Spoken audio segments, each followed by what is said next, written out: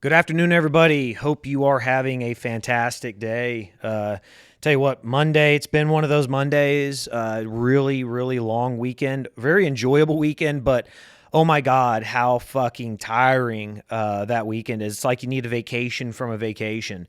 Posted a lot of stories, a lot of things on my Facebook, personal Facebook, and my Instagram, Jason.Husk, just pointing out, like, well, not pointing out, but all the things that we were doing out there. If you guys don't know, here in Texas, one of the things that we do kind of on an annual basis that most Texans have gotten into is floating a river. And in Texas, it's this really great thing. I know a lot of other people do it. People do it in Florida and Pennsylvania and, like in Colorado and stuff like that. But here in Texas, we have a lot of really, really beautiful, natural spring fed little rivers, and they flow, just at a mile or two an hour. And you literally get on a tube, and you get one tube for yourself, and then you bring a cooler, if you want, and then you some music, and you just float down this river for hours at a time.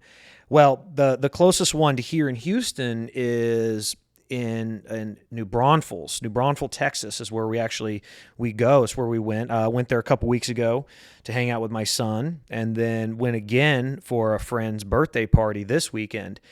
And I tell you what, we ended up floating the river Friday night. It stays open. There's a public access area. Now, you can get on this river pretty much anywhere you want. It's, probably, I don't know, 30 miles long. And if you want to float the whole thing, you can, or a good chunk of it, you can float for, I don't know, 5 hours. But you can generally get on pretty much anywhere you want. But there is a public access park. And when I say public access, you got to pay to get in there.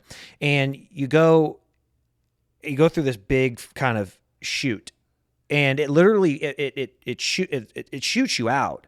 It funnels the entire river into this like 5 to 6 foot wide area, and that's like a 50, maybe 50 feet long kind of winding little path. And it flows you out, and it just shoots you out into this massive fucking area, and it's so much fun. But anyway, we do that. We did that on Friday night. That public access area stays open until midnight. We got on about 10:30-ish, and then floated down the river till about midnight, where you can be on the river 24 hours a day, but just the public access area closes at midnight. So it's pretty fun. It's good entertainment. You get to see a lot of things happen out there. It's really people flipping over on the tubes. I flipped over on the second day. We actually floated down the river twice on Saturday. Went down in the morning, floated down, took a couple hours, came back, ate lunch, went back down again when some more people showed up. Really enjoyed it. Now, the second time we came out, I was in the front, and we were all tied off. All the handles on the tubes, everybody's tied off. So it's this long chain of 7 people. And we're going down. I'm in the front. And what ends up happening is as soon as we hit the rapids at the very bottom of this first little chute, and it's coming out, you're coming out pretty fast. So when I hit this, I kind of came up in the air, and then the weight of everybody behind me kind of yanked me back, and it literally just flipped my fucking tube over, and I went straight over. Luckily, I had my Yeti jug in my hand. I was holding onto the handle of it, and my speaker, it's waterproof, and it was tied off to the handle. So when I flipped over, my speaker went completely underwater. I was underwater. Like I said, I had my jug in my hand, and everybody was, we unfortunately had a couple people with us that had their phones and some waterproof cases, and they didn't catch it, which would have been pretty entertaining to see that. But we ended up floating down a couple more hours. And I'll tell you what, guys, if you come to Texas, you come out here, you want to experience something like that. You got to go. You got to go to a place like there's the Frio over towards San Antonio. You got the Guadalupe. You got the Comal. The Comal River is the one we went down. It's like I said, it's not huge, but it's natural spring fed. The water's pretty cool. But it's nice, and it's nice and smooth and flows easy, and you can just get out there and relax. And, like I said, everybody kind of ties off. We all tie our tubes together and kind of sit in a big circle and just talk and float down the river. So pretty entertaining. So I do recommend that for anybody who comes to Texas. You guys should definitely check that out. But also in New Braunfels, there's a huge water park called Schlitterbahn, and it's a water park that's based on all tube rides, and it's the idea behind it is as if every ride is kind of like a miniature little river, but with rapids and stuff. And some of them, they have water that shoots you uphill and go up and down. So pretty entertaining. So Schlitterbahn there in New Braunfels, pretty entertaining. San Marcos, right down the road. And then Austin, of course, just to the north. So, and really good time. But yeah, on the way back yesterday, we left at 11 o'clock yesterday, and we got, I don't know, about 60 miles outside of Houston. It's normally like a 2.5 hour drive. Now, it actually took us right at 4 hours to get home. We left at, like I said, about 11 o'clock. We didn't get home till about 2:45, almost 3 o'clock. So pretty close to 4 hours for this trip. So as we're about 60 miles outside of Houston, I actually posted this video yesterday on my Instagram page, jason.husk, and you see an 18-wheeler that's flipped over, and it had just happened because there was only like 2 cops there, there was 1 ambulance there, and fuel was still spilling out of this truck. Well, literally the truck, it was literally blocking 100% of the lanes, including the shoulders of a 3-lane wide. I guess it's 2 lanes plus the shoulders, but the 18-wheeler is completely covering all of it. And we got stuck in the traffic for 30 minutes just getting up to it, but it was that fresh, and there was that many people on the road that, that it took us 30 minutes to get there. And eventually what was happening was that the state troopers were kind of steering everybody off the road through the grass. So you have to go through the grass like ditch on the side. Thank God I wasn't in my car. We actually took the Suburban, and if I'd been in my car like I took 2 weeks ago, I would have just had to sit there.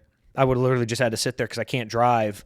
I couldn't have taken the fucking car off road. So thank God we had the Suburban. So literally you just go off. We were going off the grass, get up on the side road, the feeder, the access road, depending on what part of the country you're from. Here in Texas, here in Houston, we call it the feeder roads. A lot everywhere else they call them access roads. But you get off on the feeder road and you go for like 300 feet and then right around the 18-wheeler and it steers you right back on. And that whole process took 45 minutes. Well, then as we got close to the west side of Houston, there's a suburb of Houston called Katy, which hugely populated. It's like, it's massive at this point. There's like 400,000 people that live in this small town on the west side of Houston. Well, as we're like 20 miles outside of that, maybe not even that far, apparently another accident had taken place, and the whole road was shut down. So luckily, we were right at a construction zone where the left side, anyway, hard to explain. Needless to say, I was right there, ended up going down a construction access, doing a U-turn, going the other direction, going back west on I-10, jumping off the freeway. We took back roads. It literally, when we got to that traffic jam, our arrival home said 2:45.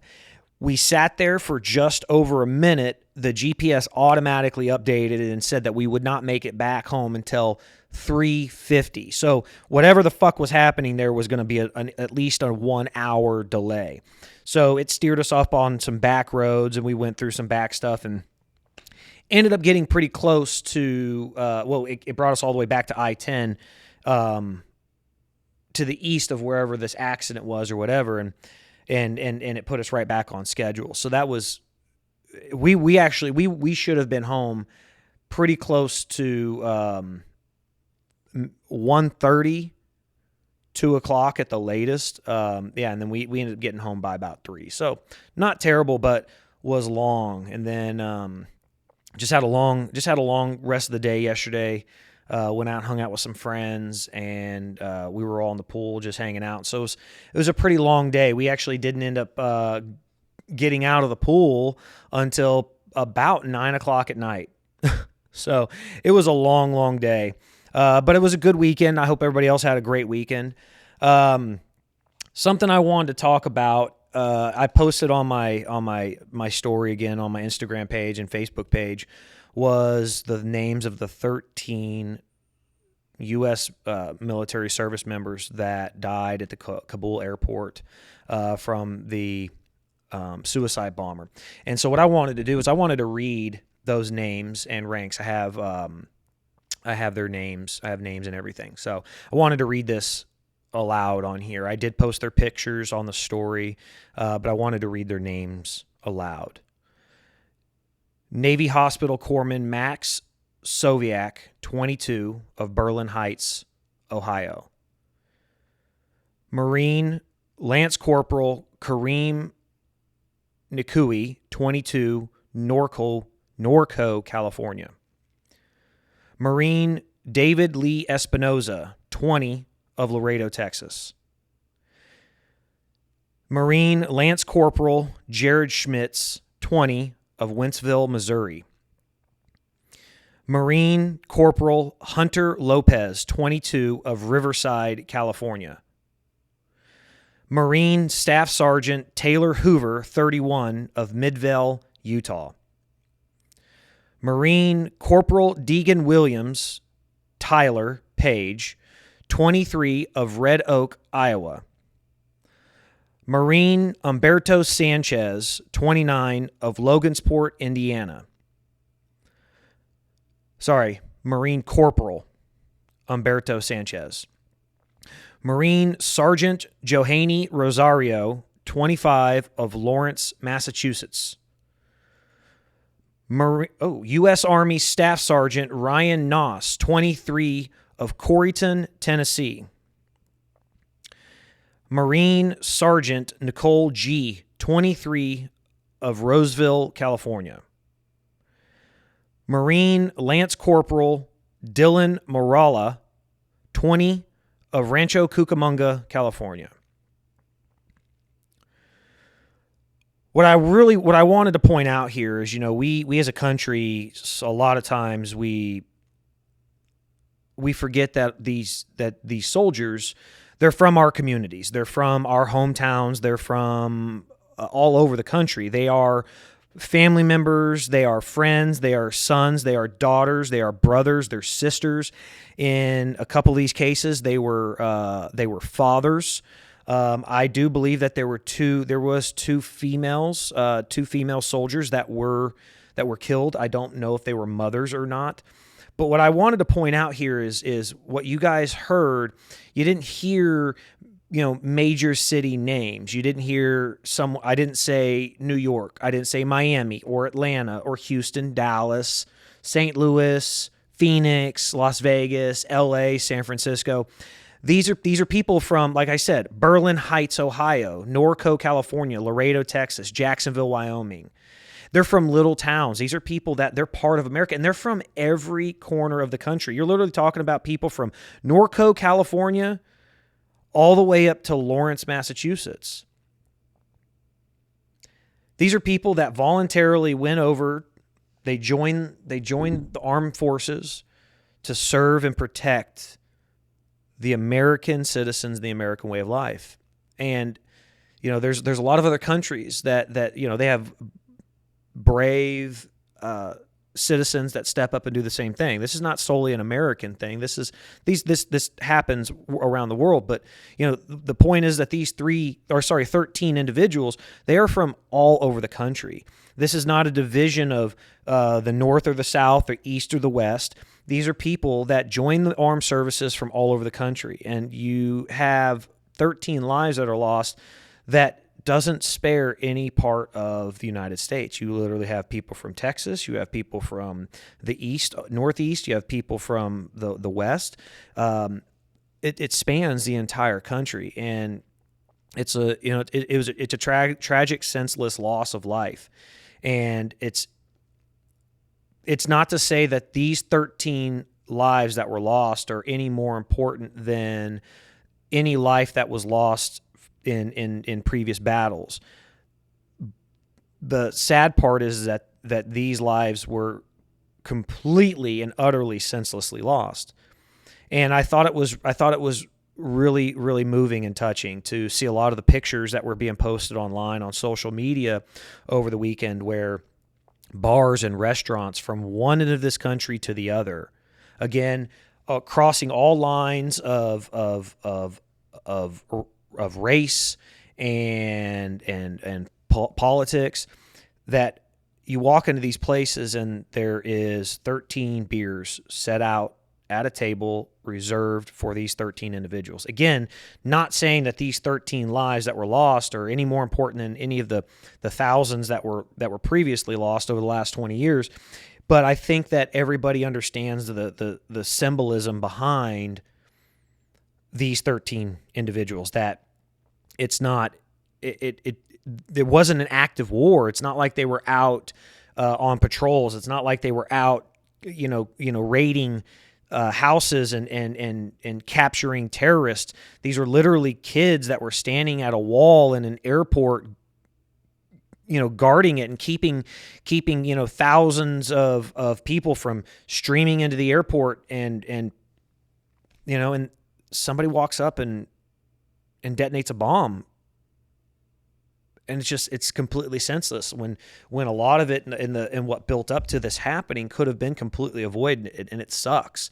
But I thought it was a beautiful gesture that so many people in the country recognized that, and they made those beautiful gestures to set those beers out. I saw several instances where Marines had brought in their dress blues and laid them on a table and put the beers around them, and it was just. It's sad that it occurred, but it was over the past 48 hours, really since Friday.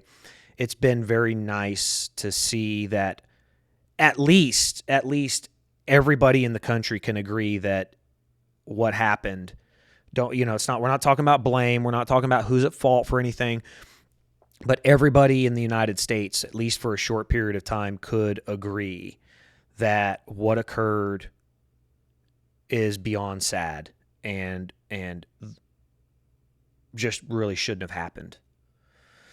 So, anyway, like I said, I wanted to read those names out there.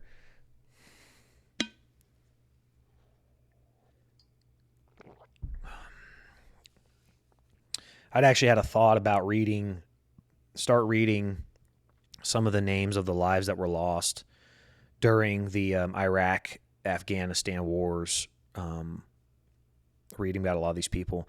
And the hard part is that, look, I'm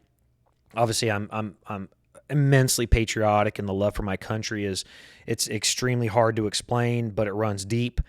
And I've been fortunate to have to had the American flag raised for me several times, the national anthem played for me several times, but also wear the patch, red, white, and blue, the American flag patch, and several other formats. And it's an honor. It's an honor to do that. But being that, it doesn't miss me that there's a lot of other lives that have been lost too during these conflicts, and there's lives being lost every single day around the world from different types of things. And so, I think that it should be widely known that we as Americans, though we are recognizing the sadness and the loss of these 13 individuals, it doesn't mean that these 13 individuals were, necessarily more important than somebody who died from COVID, or somebody that died in a car accident, or somebody that died in a plane crash, or, somebody that just, somebody elderly that passed away in another country. It's not to say that these people's lives were more important. It was simply to say that symbolically, their lives were they did from a symbolic standpoint. From the grander scheme of things, no. One life is not greater than the other, but symbolically, the loss of these 13 lives was very, very substantial for this country, especially at this particular time. It doesn't seem like the country's coming together a whole lot more. It seems like we're kind of going apart a little bit further and further, and it doesn't seem like there's a clear path to get it back together, and that kind of sucks. It's very unfortunate for it to be that way.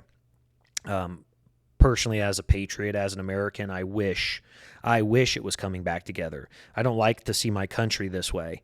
But I have talked about sacrifice. I have talked about our duty and responsibilities to stand up for what's right and what we believe in. And unfortunately, that does cause division. You know, and it's a very sad and odd thing, but people get so divided on so many topics that, you know, even if you have very similar political views as far as maybe say conservative or liberal, you have these pockets that are within that now, as far as, you know, things like the vaccine causes divide. You can literally have people that politically agree on or support a similar politician, but can't seem to, you know, agree with something like this. You know, it kind of sucks, because once you kind of open your eyes, you see where it's coming from. It's being motivated and driven by the media, and you see the division, and it's like there's a shift, constant shift, that once they realize something's not working or something's being less effective, they'll change it over here, they'll change it over there. And it's never a constant flow of good information. It's whatever gets the highest clicks, gets whatever the highest views, and it causes this constant division, and it sucks. Because, you know, I get out a lot. I travel. I'm around a lot of different people all the time, and you can see it in almost real time. So it's kind of a disturbing thing. But like I said, there was this overwhelming unity that, again, it's not about, hey, do you agree with why they were there in the first place? It's none of that. It's not about the history and thought about should we have ever gone to war over there, or how we were there too long, or any of the, none of that. You're not hearing any of that. You're not seeing any of that. It's simply the loss of these lives sucked, and it was horrible. And I've seen places that, quite honestly, you know, you would see, you kind of recognize if like a place of business is, you know, like I said, either conservative or Republican. Generally, like all government type places will lower their flags to half staff. But you'll see businesses that may not do it if it's not like a political person or an important person that kind of didn't align with their way of thinking.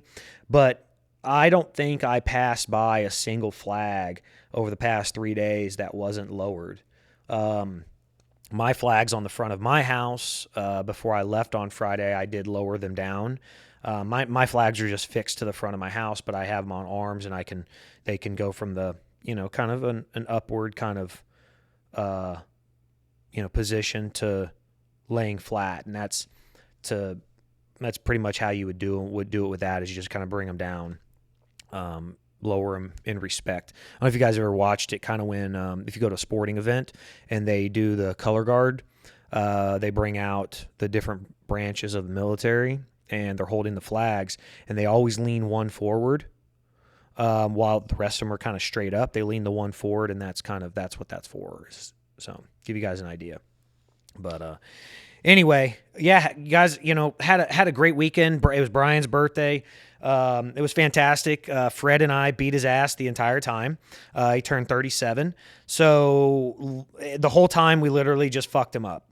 And it was so funny because Saturday night we were all sitting on the patio smoking a hookah, and I literally looked at them all. I looked at both of them. I said, we haven't grown up. Like, we're literally, Brian just turned 37. Fred and I are 39, about to be 40.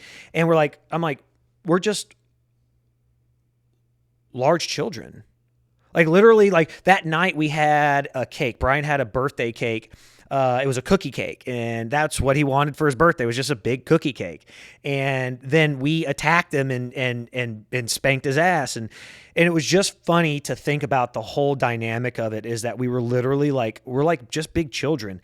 And I was thinking back to it, and I just thought how nice it is, to actually just get to be sometimes get to be so carefree and have fun and do stuff like that. It was just like, so I started thinking back to our kids, and I was like, man, I was around a bunch of kids yesterday, and they would just say stuff, and some of these kids were kids that I met for the first time. They were children of some of my friends, and they would look at me, and I'm covered in tattoos, and they're just like one of them. Oh, she was just so blunt. It was awesome. I loved it. Her parents thought that she was being rude, and I certainly didn't take it that way at all. She just, kind of a very blunt, very, very, very inquisitive person. She saw the tattoo on my chest, and she just looked. She says, "Why would someone get a chain tattooed on their chest?" She's literally looking at me like you're just like basically with her eyes calling me a dumbass. And I thought it was the cutest thing, because she was just being genuine. There was no filter there. As a kid, she didn't interpret herself as being rude. She just thought she was being honest. And I didn't take it as being rude. I just kind of giggled. I thought it was funny, because that sounds like how I would be. Quite honestly, it's kind of how I am as an adult. And I think it's great that kids are that way. And I think about this. Yeah. And so she literally said, I think, why would anybody have a chain tattooed on? That's so stupid. And, it was just the funniest thing. And then they questioned my shorts, because I can't fit into regular swim trunks. My legs are too big. My ass is too big. So I literally wear my gym shorts, which are essentially running shorts. And because of that, they're generally shorter. And the reason I do that is because with them being so big, if they're any longer, they bind, and you can't squat, you can't jump, you can't lift your legs, you can't do a lot of shit. So I wear running shorts. I wear Nike and Adidas running shorts. And so, yeah, they're shorter, but fortunately they have a lining inside of them too. So it kind of holds all your bits and pieces together. And I don't have to worry about, if I'm in the gym. I mean, and it's happened before with another pair of shorts. You get into you're in boxers, or you're in, like I wear normally boxer briefs. Sometimes that shit binds. And so you'd kind of have to go commando. And I've had shorts split, and there goes your ass crack.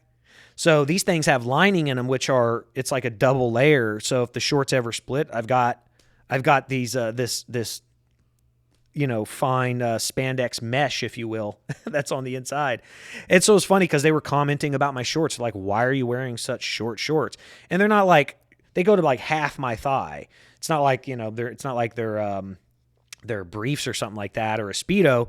They're just covering about half my thigh. But what they're used to seeing is their dads or something like that, or their uncles, their shorts either go down to their knee or go down below. And again, they're just being innocent children that are just asking questions. It just makes sense to them. This is what they see. So they see somebody new, and they're like, what the hell? Like, what's wrong with this guy? Not only does he have a stupid ass chain tattooed on his chest, but he's also wearing these short shorts. And so it was really funny. And so I this thought hit me. It came back to me, and it hit me of, while I was there on Saturday night, how nice it is to be with friends and get to act like a child. Like, if you don't get to do that, like, I'm sorry for you. Like, if you don't get to be around people that you just get to be completely open and honest and vulnerable with, and you just be who you are around these individuals, I'm sorry for you, because you really should. You should find people like that for your life. It's so fantastic. It's freeing in so many ways. You could just sit there and laugh and, joke around and say stupid shit. And you can do things and people don't get offended. It's not like, because you understand, it's just everything's in good nature, good-hearted fun, because we're all just kind of acting goofy. I posted a video of, again, us beating Brian's ass. And it was really just, he was in bed. He was trying to go to sleep early because he ate so much cake and he drank a lot during the day. So it was like, hey, we're not letting you go to sleep. So we got in there and we went and fucked him up a little bit.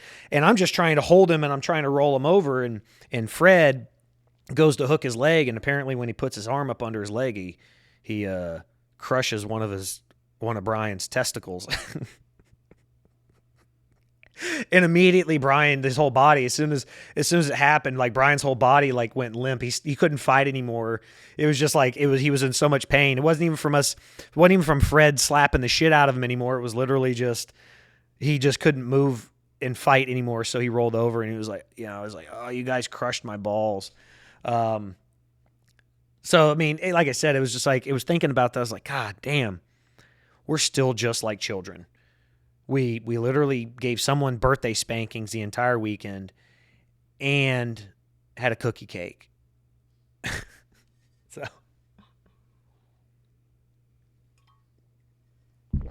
pretty entertaining. So anyway, kind of crazy. Hurricane Ida made landfall yesterday. It's a Category 5 hurricane. I think the official winds at landfall were 150 miles an hour. I think it did ramp up to 155. Kind of backed off just before it made landfall at 150.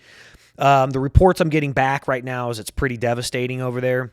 I've got a lot of insurance clients that are contacting us right now, trying to get an idea of who can respond, who can get out there, who can do what you guys have, things like that. So actually just before I came live, I actually took a phone call from one of my insurance clients, and they just wanted to make sure they want to know how many jobs we'd be able to take from them on a daily basis. They want to know what we'd be able to do. There's a lot of places, obviously, that flooded. There's a lot of places that have trees down on them. There's a lot of places where the shingles are ripped off the roof or the windows are blown in. They have to get boarded up, or if the shingles, came off the roof, water poured in. There's a lot of those different things that happen out there during these hurricanes. So, they have to know there's roofing companies that want to go out there and just do roofing, and they just want to tarp roofs and put a new roof on. And there's companies like us that go in there and do everything. We'll clean everything up. We'll tear everything out. We'll put all the drying equipment in there, and we'll do all the repairs as well. So these big organizations, they have to contact companies like us on a regular basis. So, I've had a couple calls. I had one earlier today. Very large insurance company that we do work for. Contacted me. I guess they're gonna starting this afternoon. They're gonna start dumping about 50 claims on us every few days. So that's a lot. I tried running through the numbers with everybody because they were just they're like, oh well, the state of Louisiana by itself, the entire state has less people in it than the Houston area. Houston area has roughly 8 million people in it, maybe a little bit more if you count the suburbs and everything. There's about so we'll just say 8.5 million people in the Houston area. The state of Louisiana has less people than just the Houston area. So, I mean, granted, that's still a lot, but when you look at that perspective. So anyway, the area where the storm went in is not a very heavily populated area. It's a place called Houma, Louisiana, in Morgan City. But then when it came in, obviously it slowed down, but went directly over Baton Rouge, which is where LSU is, Louisiana State University. So there's a lot of housing there. There's a lot of commerce. There's a lot of, businesses, stuff like that all over the place. And a lot of that stuff, obviously, right now is without power and it flooded and everything. But I tried to explain to a lot of the guys, like, here in Texas, when we had the freeze, there was 3 million claims filed in the state of Texas. There's 28 million people here. That doesn't mean there's 28 million homes, but there's probably pretty close to that. You add up all the houses plus the apartments, but then you had businesses that had pipes freeze and things like that too. So there was probably less than 25% of the actual structures. I'd say it might even venture on maybe 5% of all the structures in the state had some kind of pipe break or filed a claim. But when you have a place like Louisiana that gets hit on a regular basis, I mean, last year they got hit by four storms last year alone. They actually have, I think, the highest insurance rates in the country. Even though it's not like the nicest place out there, they actually have the highest insurance rates because they get hit so often from these storms, especially once they get into the Gulf. So if you kind of run these numbers and you say, look, you live in some of these swampy areas, like on the coast, the first several miles of land is really just swamp. It's not like built land where there's roads everywhere and apartment buildings or condos. It's swamp until you get several miles inland on whole lot of the Louisiana coast, good majority of it. So if you take a small area, you take the freeze, and there was 3 million claims, and that was huge, and we got like 300 or 400 claims out of that. But again, not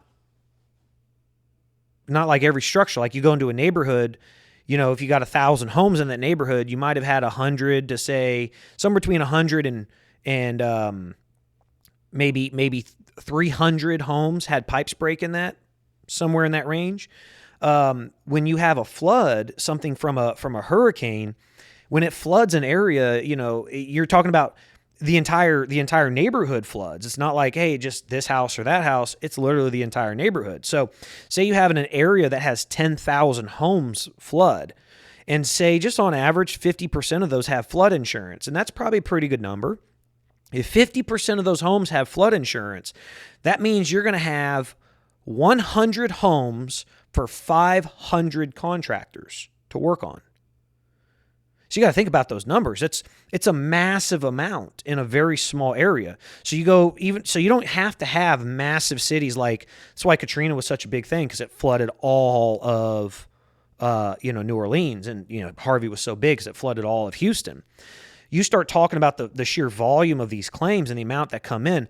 If you have overall, say, 100,000 homes, 100,000 properties that are damaged, and you're talking about you're going to be looking at shopping centers, and you're talking about apartment complexes and malls and business places of business and schools and all these other things.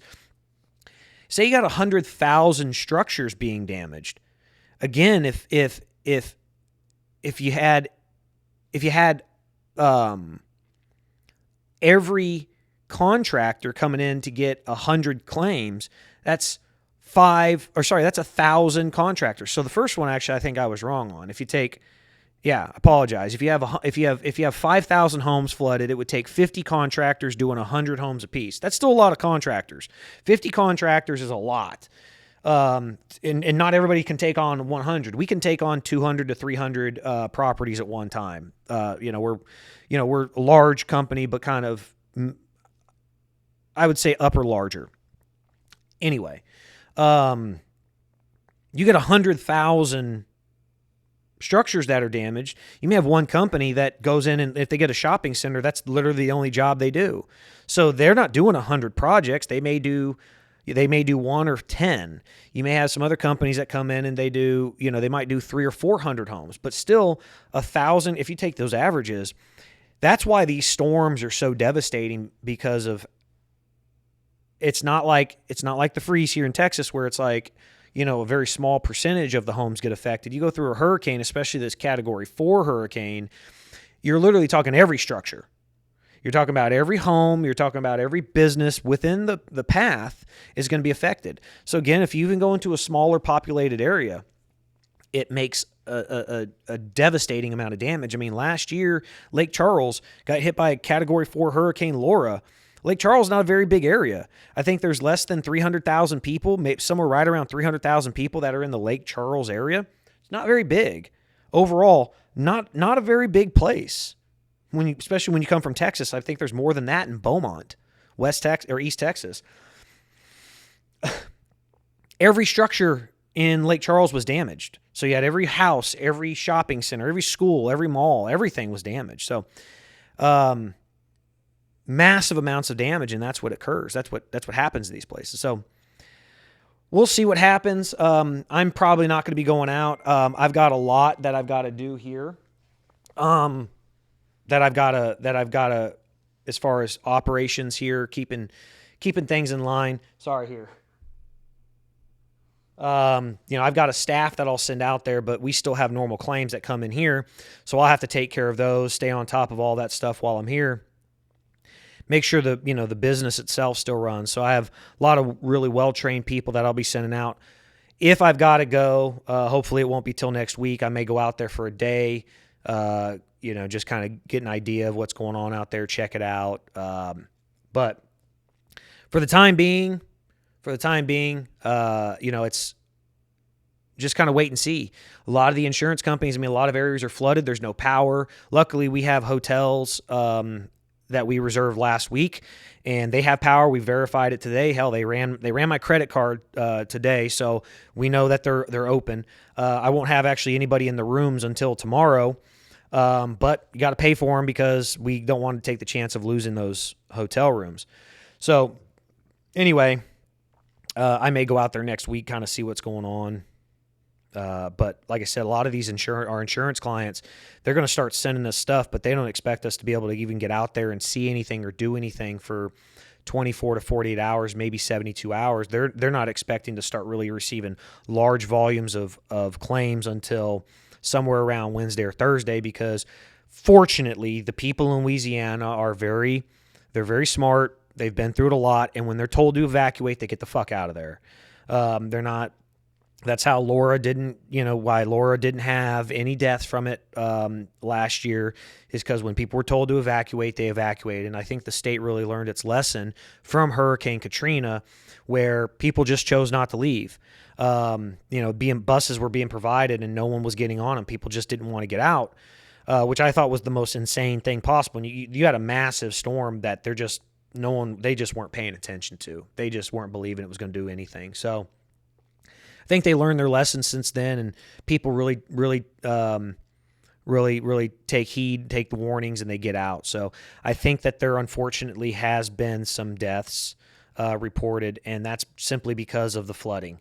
There wasn't a tremendous amount of flooding that occurred from Laura, but where this storm hit, because of how big it was and what it did and how spread out it was, that I think there's quite a bit of flooding. Of course, the levees, all of Louisiana, all along there is built up on levees, systems, things like that, kind of like for channels for keeping water, just because it's a swamp. And so it's not like they've got, deep rivers and creeks. It's not like they have huge elevation changes where, New Orleans is 50 feet below sea level. So they have to build all of these levees all around the city to keep the water out. Lake Pontchartrain to the north, you got to keep this shit out. And so they build up these levees, and when those levees start getting hit with water, and you got to figure that's at sea level, and the city's below sea level. So water starts coming over that, or water comes through the levees and it breaks through that stuff. That's how easy it floods. And so apparently early this morning I got notification that some of the levees actually broke. So we'll see. We haven't taken on any work yet in New Orleans. Don't know if we're going to. It took 2 weeks to get in there after Hurricane Katrina. So we'll see. And again, we still have like 3 weeks of hurricane season. I mean, really the actual peak of hurricane season doesn't occur for like 2-3 weeks. So there's still a really good chance for a lot of stuff out there. There is stuff out there right now. It's just, not threatening land at this time. So we'll see. It could get very interesting over the next 3 weeks. Like I said, Hurricane Laura, this is Hurricane Ida. A, B, C, D, E, F, G, H, I, J, K, L. So before Laura, so we have Category 4 Ida, whereas last year was Category 4 Laura, and then we still went into the Greek alphabet, which is, you guys know, we have they set up an alphabet of names to give names, A, B, C, all the way down, and then once they get through those names, they go into the Greek alphabet. And so, I think last year we got like 5 or 6 names into the Greek alphabet. Delta hit, Louisiana. Gamma, I think, hit like Alabama, Mississippi area. So lots and lots of damage, but you've got, so we're pretty early on. Laura hit Lake Charles on the 28th of August last year. We're the 30th. So we've got 3 to 4 more weeks of some pretty strong buildup. Pretty good chances of storms hitting other parts of the country. So it should get pretty interesting to see what happens. I'm interested to see. I know last year when we were in Lake Charles, of course, companies flooded in there and they just started bringing in equipment, and there was equipment there that just sat there for weeks that was never getting used. And then all of a sudden you had these other storms that started ramping up and they started hitting out further down the coast. And next thing you know, it's like this equipment was just sitting there not being used, and all of a sudden, boom, come back the next morning, that tractor trailer's been picked up and you see it heading out the city. There was a lot of that going on. So we'll see. Like I said, next 3 to 4 weeks will still be pretty interesting. Get pretty busy. But anyway, guys, I'm going to get out of here. It's about 4:05. I'm going to hit the road. I need to get to the gym. Didn't work out all weekend long. Actually did not work out on Thursday. I don't know. Did I work out on Thursday? I did not work out on Thursday. Worked out on Wednesday last week. I only got 2 days in last week, and I feel like shit, quite honestly. So I did not work out Thursday, Friday, Saturday, Sunday. So 4 days in a row I have not worked out. So today I will work out. Today I'm going to beat the shit out of myself. Got to do that. So anyway, thank y'all. Appreciate it. Thank you guys, everybody who tunes into this. I really do appreciate it, and hope y'all have an amazing day. At least try to enjoy the rest of it. I hope everybody, if anybody's watching this, hope you guys are safe. Like I tell everybody, you just never know when the end is going to be here. So take a little opportunity, show your appreciation, show some love to the people around you. Tell them thank you. Tell them how much they mean to you, because you just never know when it's going to occur. It could be a medical death. It could be a natural disaster that causes it. So take that opportunity and say thank you. I love you. I appreciate you, and show some signs of appreciation. Just don't say it. Actually show your appreciation. Do something good for somebody. Help them out without the expectation of something in return, just for the fact that you appreciate them and love them. Those are good signs of appreciation. So anyway, guys, thank you so much. I appreciate you, and I'll talk to you all very soon.